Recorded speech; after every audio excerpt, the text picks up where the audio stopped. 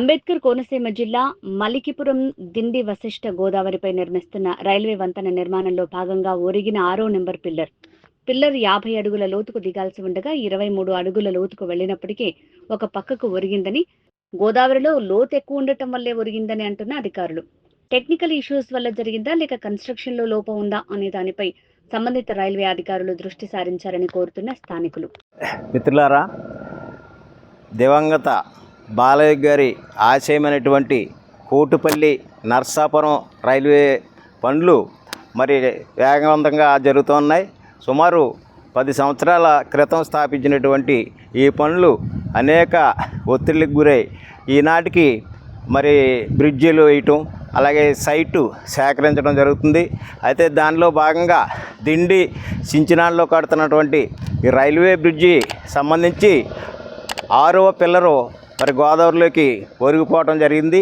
మరి ఇక్కడ లోతు చాలా ఎక్కువగా ఉంటుంది. అయినప్పటికీ కూడా సాల్ టెస్ట్లు అన్నీ చేసిన తర్వాతే ఇక్కడ బ్రిడ్జి నిర్మాణం మొదలుపెట్టారు.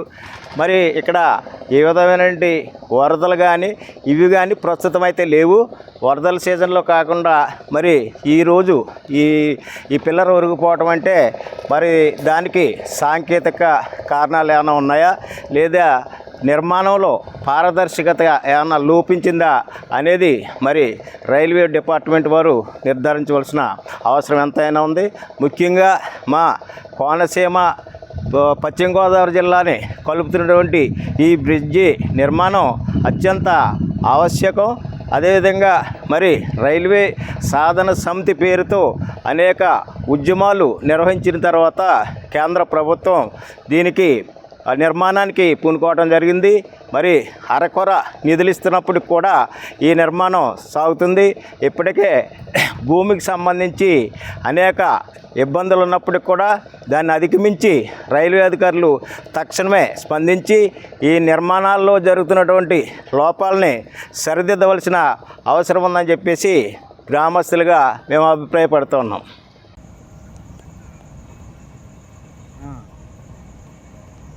వచ్చారా తెరవలోకి పక్కన ఉన్నాను. రైల్వే కిల్లర్ అయితే ఉరిగిపోయిందంటేనే విలేకరులు వచ్చారు. తులసిరామ్ గారు వచ్చారా? తులసిరామ్ గారు ఉన్నారా?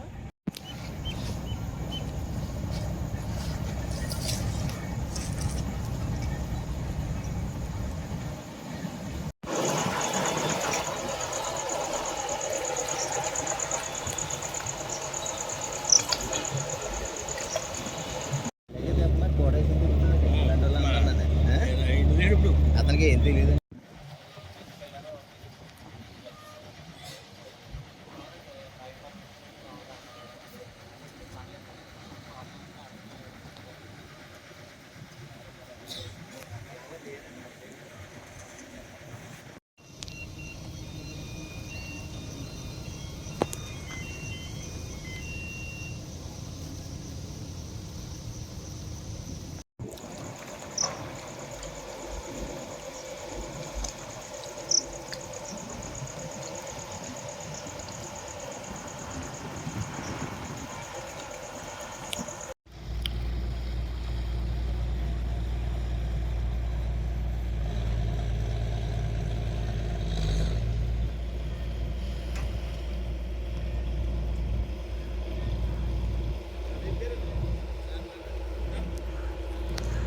పెట్టేడు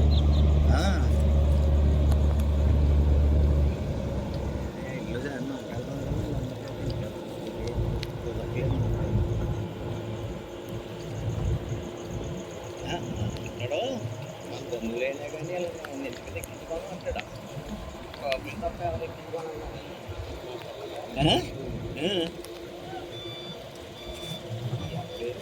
తెచ్చుకోకుండా